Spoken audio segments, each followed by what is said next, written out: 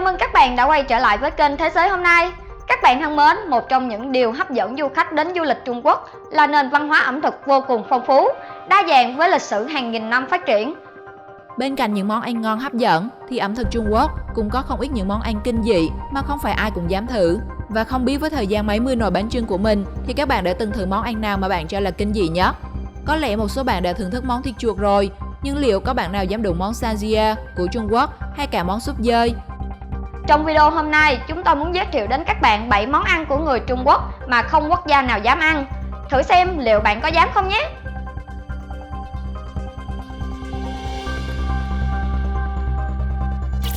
Bảy món ăn của người Trung Quốc mà không quốc gia nào dám ăn. 7. Cá âm dương. Cá âm dương, các bạn nghĩ là con cá này bị BD không? Nói vui thôi chứ đây là món ăn được xuất xứ từ Đài Loan, nhưng hiện nay khá phổ biến ở Trung Quốc. Một số người đã từng thưởng thức món ăn này, cho rằng nó thật sự ngon bởi thân cá được rán vàng ươm, tạo nên những sớ thịt thơm ngon. Nhưng một số khác lại cho rằng bạn sẽ chẳng thể nào đong đũa được khi mà cái đầu con cá vẫn cứ ngọ nguậy, miệng thì cứ liên tục ngáp và mang cũng vẫn còn thở, trông như một con cá còn đang sống. Không thể phủ nhận để tạo được món ăn như thế thì người đầu bếp phải là một cao thủ và rất kỳ công thực hiện mới tạo được món ăn trông đẹp và sống động như chú cá đang bơi ở dưới nước. Tuy nhiên, món ăn này lại bị phần lớn người dân trên thế giới chỉ trích về cách đối xử dã man với loài vật. Có bạn nào đã thử món ăn này chưa?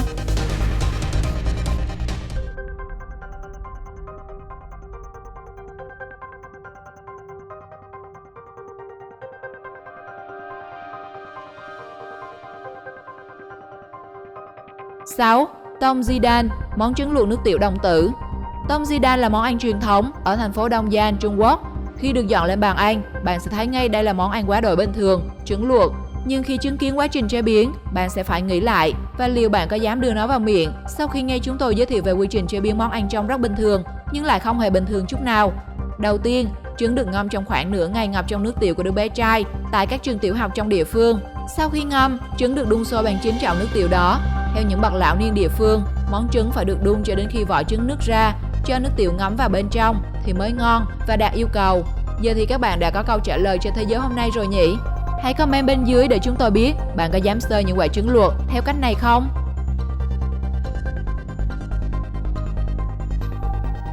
5. Sanjia, tăng cường sinh lực cho nam và nữ. Nói đến những món ăn kinh dị tại Trung Quốc thì chắc chắn không thể nào không nói đến món chuột bao tử.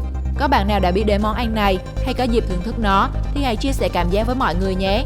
Món ăn này có nhiều tên gọi khác nhau như Sanjia hay món ba tiếng thét. Như bạn chưa biết, chắc chắn sẽ rất hiếu kỳ nó trông như thế nào. Thế giới hôm nay khuyên những bạn nào yếu tim thì đừng nên thử, thậm chí đừng nhìn người khác ăn món này nhé. Bởi nó quả thật là một món ăn vô cùng kinh dị, vì nguyên liệu chính để chế biến món ăn chính là những con chuột bao tử còn đỏ hỏn. Có lẽ nhiều bạn nữ sẽ phải thét lên khi trông thấy món này. Trước khi chế biến món ăn, những con chuột con sẽ được người ta cho ăn mật ong để thịt thơm và ngon hơn. Sau đó để sống nguyên, ngoe ngoại trên đĩa. Để món ăn tăng thêm phần kinh dị, người ta sẽ ăn ngay khi chúng còn sống. Giờ thì các bạn có thể tưởng tượng cảm giác khi cắn vào miệng. Bạn có thể nghe thấy tiếng kêu của những con chuột.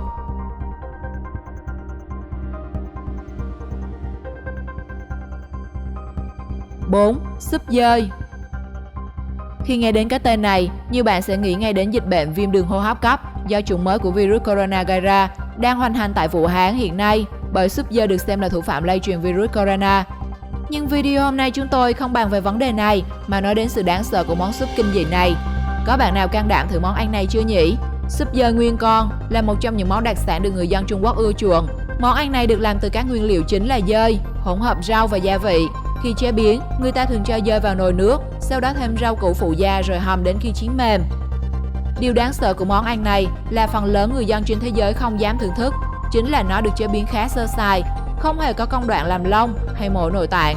Món súp dơi được đánh giá rất nguy hiểm và có thể gây tử vong nếu không được nấu chín đúng cách. Các ký sinh trùng và mầm bệnh trong thịt dơi sẽ khiến người ăn dễ nhiễm các bệnh nguy hiểm như Alzheimer và Parkinson.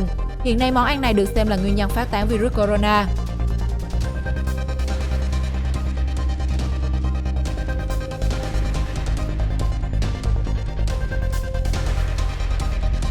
Ba. Hasma, món ăn đại bộ giúp phụ nữ trẻ đẹp. Tại Trung Quốc, những con ếch sống trong môi trường hoang dã tự nhiên đặc biệt hữu ích. Chúng được chế biến thành dược phẩm, chăm sóc sắc đẹp cho các chị em phụ nữ, có tên Hasma. Món tráng miệng được ưa thích tại quốc gia đông dân nhất thế giới. Nghe cái tên rất Tây phải không nào? Nhưng nếu bạn biết đến cách chế biến món này, có lẽ bạn sẽ lựa chọn làm đẹp bằng cách khác. Bởi những con ếch được bắt sống, lột hết da rồi đem phơi khô tập thể trên các giá treo cho đến khi chết hoàn toàn. Các chất béo quanh buồng trứng và ống dẫn trứng tiêu biến. Phần ống này sau đó được lấy để nấu súp. Người Trung Quốc tin rằng món ăn rất bổ cho phụ nữ sau sinh trong thời kỳ mãn kinh, giúp thải độc và làm đẹp da. Tuy nhiên đối với một số người, món ăn này quả là một thử thách. Còn các bạn thì sao?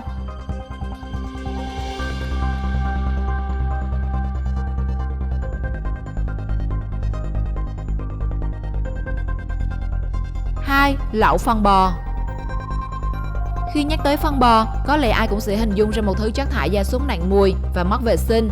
Vì vậy, món lẩu phân bò được cho là một trong những món ăn kinh dị tại Trung Quốc, mà chỉ cần nghe đến tên thôi, bạn cũng đã cảm thấy rùng mình rồi, chứ đừng nói đến việc ăn nó. Nhưng đây lại là đặc sản thượng hạng đối với người dân Quý Châu và thường chỉ được ăn vào dịp Tết. Được đặt cho cái tên lẩu phân bò bởi màu sắc và hương vị nặng mùi giống như chất thải gia súc. Nhưng thực chất, nguyên liệu để làm nên món lẩu này lại là dịch dạ dày bò, thấm cùng các loại thuốc bắc và hương liệu được người dân trộn với cỏ sạch cho bò ăn trước khi xẻ thịt. Chính vì thế mà món ăn này có hương vị độc đáo đặc trưng. Tuy món ăn này được cho là rất tốt cho dạ dày, có công hiệu hỗ trợ tiêu hóa, giải nhiệt và là món thượng hạng được người dân địa phương dùng để đãi khách. Vậy nếu được mời ăn món này, các bạn có can đảm để ăn không?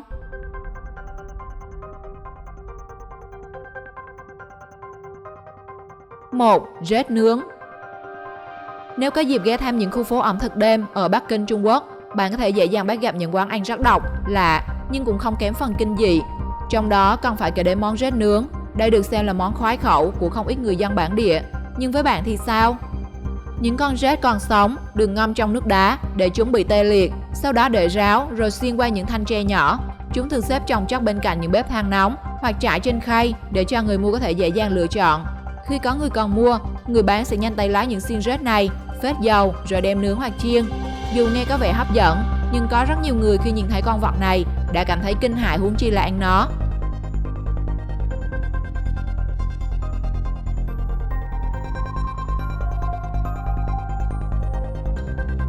Các bạn thấy sao về nội dung video hôm nay? Theo bạn, những món ăn nào là kinh dị nhất? Và bạn muốn được thử lòng can đảm của mình với món ăn nào? Hãy comment ý kiến của bạn cho chúng tôi biết trong phần bình luận nhé. Nếu cảm thấy thú vị, hãy like và share video cho mọi người cùng xem. Các bạn cũng đừng quên đăng ký kênh để theo dõi được những video mới nhất của Thế giới hôm nay. Xin chào!